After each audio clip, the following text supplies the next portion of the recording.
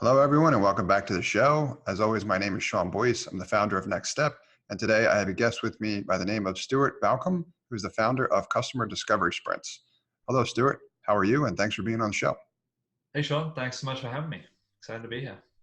For sure. And for our audience and listeners, please give us a little bit more background in the work that you do and a little bit more information about your company, Customer Discovery Sprints.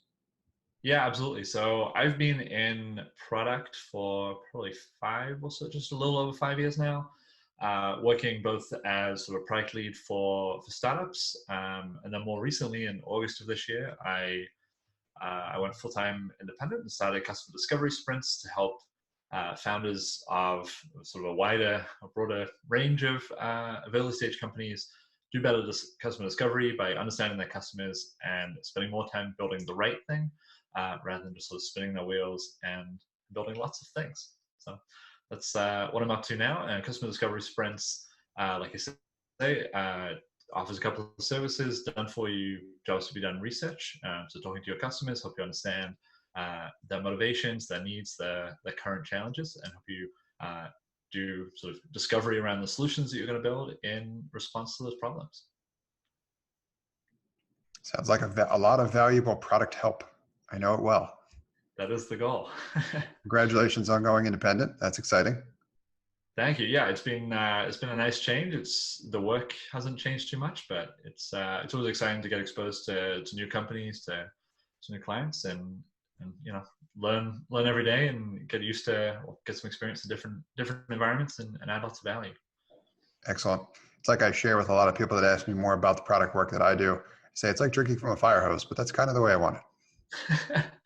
Yeah, there's certainly not too many days that are exactly the same, but then if they were, then companies wouldn't be growing and products wouldn't be developing. So I Good think point. that's just the way it goes. Sure. Can you share with us a little bit more about the type of companies that you typically work with? Yeah, predominantly I've been working with early stage companies. So typically they've raised a seed round or family and friends round. They're pretty early on, and sort of just starting to get going, trying to figure out where to position their product in the market. Sometimes they have a product, sometimes they're sort of pre-launch and are in this sort of MVP stage, and trying to figure out what that first version of their product should look like. And my goal there is to really help them make progress faster and move faster with confidence. So like I mentioned earlier, instead of sort of spinning their wheels and building lots of features, building the right features that actually deliver value to their customers.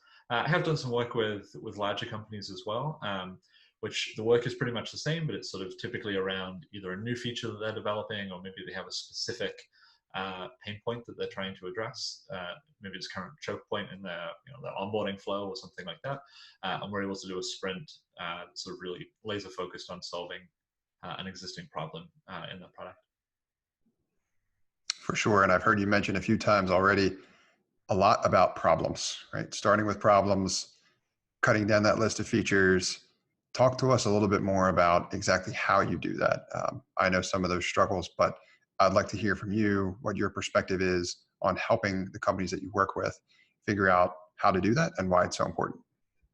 Yeah, absolutely. I think that starting with problems really is key to building, not only to building better product, but also to having a bigger impact in your customers' lives. Typically, the best problems, I really like this. I think it's at least the first time I heard it was the product team at Drift use this a lot. Is that they innovate rather than invent. It may not be original to them. I will certainly need to look up the source of that quote, but anyway. But the idea of innovating versus inventing means that you're starting with either an existing solution to an existing problem, or you're starting with a problem that you're not starting from nothing, right? You're starting from sort of a known point. And the best way to find out what that sort of known sort of entry point is, I talk about this a lot actually with the people that I work with, is creating entry points into your client, into your product, which typically means identifying a particularly difficult pain point or particularly painful pain point or an existing behavior which is currently challenging, and finding out where exactly you can sort of create an intervention which enables people to go from this horrible old way, or horrible status quo which they're currently experiencing, to the new way, the the better way with your product. And that's something that we do a lot at customer discovery sprints through customer interviews. So really getting deep sort of in the weeds with understanding customers' existing behaviors, and identifying where to get involved, and sort of what would be most helpful to them. And then also with sort of testing those solutions to the existing problems that we've identified, figuring out sort of what is the right scope, the right way to solve that problem, so that it really is integrated into the customer's life. Absolutely. So I really like the distinction you made between innovate versus invent, and how you started talking about, because it starts somewhere, right? In the work that I do a lot, and I'd be curious to get your perspective on this as well too, the intuitive approach, I want to say, for a lot of early stage product businesses, or at least what they think they should be doing, is running with ideas and then testing those. It's sort of a counterintuitive way to think about it for them, or at least they're not thinking about it in this way when we start to have those conversations where it's like, well, take a step back. We may be putting the cart before the horse in pushing something, maybe a solution to a problem that either doesn't exist or doesn't exist in that format. So I'm curious to know more about the work that you do. Do you come across this problem? And if so, how do you go about addressing it with your customers? Yeah, absolutely. And that is certainly something you see a lot, just because it's sort of the easiest way to, starting with an idea which is sort of unbounded. It's right. So exciting, right? That's sort of yeah. So people get excited about it, and particularly, when it's their idea, maybe they ask a couple of people, which is better than asking nobody at all. But maybe they got some good feedback on that idea, so they assume that that's sort of the way to run. And it's interesting. I mean, I don't think there's anything inherently bad with ideas, or bad about ideas. It's just that they need to be anchored in something, right? They either need to be anchored against an existing problem. So maybe somebody is, what's a good example? Somebody is trying to figure out their monthly expenses, and maybe they currently use a spreadsheet for that, right? And you see, if you can find a problem which is currently being solved by a spreadsheet, and people are using that spreadsheet a lot, maybe they've done some customization to that spreadsheet, there's probably a good chance that you can build a product which innovates on that solution and solves that problem more effectively. So either they have an existing solution, or your idea needs to be anchored in an opportunity, right? Like maybe solving this problem, well, in this case, it wouldn't be solving this problem, but maybe this idea, enables a company to 10x sales by using your thing, right? And that needs to be an opportunity which the business cares about. And you need one of those things. Preferably one leads to the other. Sure. But you certainly need one of the two when you're starting with an idea. And the sort of the second thing, which I would caveat that with, which you see all the time, is that people have an idea and they spend a lot of time running with that idea before they test an assumption, right? So they don't take intentional steps to validate, or I guess a better way to do it is try to invalidate it. Right? 'Cause it's much easier to validate falsely than invalidate. But they spend too long running with an idea before getting it into the market. And into the market doesn't have to mean, full product launch with PR and fully built product, right? It just means testing that you are able to actually deliver value in the way that your idea assumes you can deliver value, right? And there are a few different sort of, I guess, axes to test your hypotheses against. One is that sort of ability to deliver value. One is that you know who this is going to deliver value for, and if you're running a business, which I'm assuming you are, is that delivering that value actually has a positive return for the business, right? You can't give away value for free if it's always going to be free, and the business is spending money and not making any. So sure. There are certainly some sort of different things to test about your assumptions, but being able to test those as quickly as possible, and ultimately you're going to not only invalidate. It's not sort of a 0 or 1. It's you maybe get to 0.7 or something the first time, but you learn something which sort of unlocks the next test or unlocks the next thing that you can do. And even if you've invalidated, you may have found that this idea that you had wasn't very valuable, but somebody told you about oh, well, this thing isn't that important, but that thing over there, go do that. If you do that, it'll change my life, right? Exactly. So those are the sorts of things which you'll only get to by talking to your customers and talking to your customers early about, and like I say, it can be either be about their problems or about the opportunities which Sure. Which they might be able to take advantage of. Great point. Yeah, for sure. And if I were to reiterate for sure from the perspective of not necessarily that it's a bad thing to start with ideas, like you said, I like the fact that you mentioned that because I don't want it to necessarily come off as discouraging, but they have to be validated, they have to be verified, they have to be tested. Right. And another thing that you mentioned too, which was maybe they got a little bit of feedback. I see people falling into that trap from time to time too. I call it the friends and family problem. Right. We go to the people that we know best, and we go to the people that want to encourage us as much as possible. And then we'll test ideas with them. They may say it's a great idea to encourage us, right? They don't want to discourage us, but that can be a trap too, right? May not necessarily, you may not be, like you said, you may be getting false positives. So I like what you mentioned too about looking to almost invalidate it, right? I'm looking for data to state the opposite, to state otherwise. Right. And the one book that I recommend that early founders always read is Rob Fitzpatrick has a great book, The Mom Test, where he sort of talks about this exact problem. So what's like the false positives of talking to people who care too much about you, right? Yep. It's very, and it's also, not only can it be sort of a sampling problem where you're talking to people who don't want to hurt your feelings, or they're excited for you, but it can also be sort of almost like an experiment design problem, right? If you're asking questions about, like, the worst questions that you can ask people are, do you like this? Right? How much will you pay for this? Right? And just because they're not sort of grounded in reality, right? It's one thing that I always love to do, sort of in the customer research, sort of if you're using customer research or customer interviews as a discovery technique, one thing that I always like to do is to make things really concrete, right? Like if you're asking somebody about their workout habits, for example, if you ask, how often do you work out? Like, that's okay, right? Maybe somebody will say, oh, like sometimes, right? But what does sometimes actually mean? Whereas if you ask somebody, how many times did you work out last week? Exactly. Right? You very quickly get to, oh, well, actually, I didn't work out last week. So did you work out the week before? Right? You can pretty quickly get to sort of a realistic answer, or a sort of an answer grounded in reality, which could have it could be the difference between success and failure for your product, right? If you're absolutely. And this is why I talked about sort of the different types of hypotheses which you need to validate and invalidate. Because if one of your business assumptions is that, if people we can make enough money to by showing ads if people log in every week. Let's just say that's the number. If you find they actually only log in every 3 weeks, the people that you're selling ads to are going to have a very different view of the value that your product provides. Agreed. I'm so glad you mentioned that book. That is by and large one of my favorite product books out there, and I recommend it to pretty much anyone who has any interest in this and anyone who's building a product business. I'll reiterate the mom test.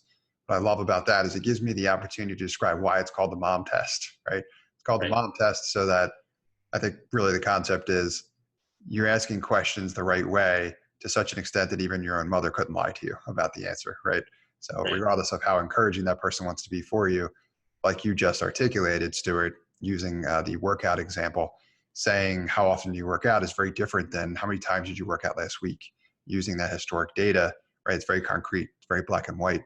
And that is much better to set a baseline for validating something, for learning, all kinds of good stuff with that approach, as opposed to, forecasting or talking about hypotheticals. Yeah, one thing to add on that too is it actually gives you a better basis for asking follow-up questions as well. Mm-hmm. Right? If somebody answers a question, stick with the workout example, if somebody says they work out sometimes, you don't really have anything to sort of personalize the next question with, right? Whereas if somebody says, I worked out, or I didn't work out last week, you can ask why I didn't work out last week. Or somebody says, I only worked out twice last week. They may say, last week was unusual. I worked out once. Normally I worked out 3 times. Well, what was different about last week? Much more quickly becomes sort of leads into your follow-up questions. And that's sort of when I'm sort of talking to people about, why they should be doing customer interviews and how they should actually go about doing customer interviews. I think people often get scared of sort of, making it really formal and sort of doing it wrong, right? I think that ultimately doing good customer interviews or at least effective customer interviews where you get the insights that you need come down to sort of two things. One is keeping it conversational and keeping it sort of not trying to introduce bias by, forcing the conversation in a particular direction, not making it so scripted that people feel uncomfortable to reveal things to you, but then just being really inquisitive, right? Just keep asking why, right? Because you're asking about them, right? It's all about their behavior, which you know nothing about, right? So you just go and want to know as much as possible. One thing that I say pretty regularly is the only thing people like talking about more than themselves is their problems. And that works very well for product managers. So if you're interacting with customers, follow Stuart's lead here and continue to ask why, continue to be inquisitive, because more often than not, I find people don't get an opportunity to talk about these things, right? So when they do, you can often get a lot of great information, but you have to ask the questions the right way. So great feedback. Other question I would have for you is you'd mentioned with the work that you do, testing these assumptions and validating them. How do you go about testing and validating them in the work that you do for your customers?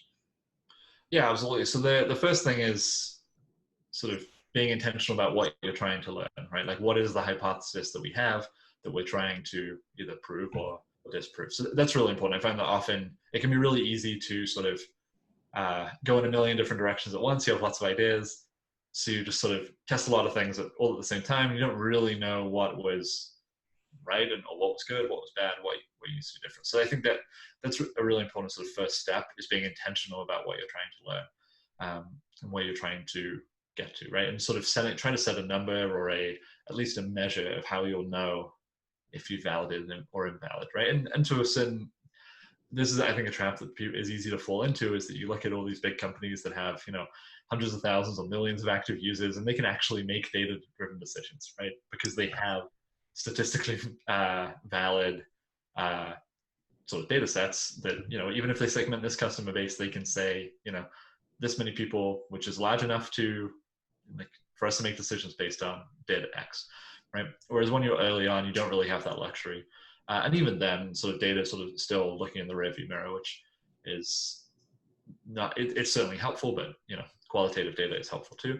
So your sort of measures of success are going to be somewhat arbitrary, right? In that it's more about scoping, scoping risk, right? In that just sort of blindly building your idea, or, basically it doesn't have to be building. It can be blindly spending time on anything without having any sort of evidence or justification for why you're doing that is risky, right? So really, any of your sort of validation efforts are a sort of a hedge against that risk, right? If let's say our test is, I'm going to talk to 10 customers. If 7 of them express, severe pain with this problem, then we're going to continue down that path, right? And it's actually less about the numbers and more about being intentional and sort of deliberate about the direction that you're going in. So that's, like I said, that's sort of the first step, is making sure that you know where you're trying to go.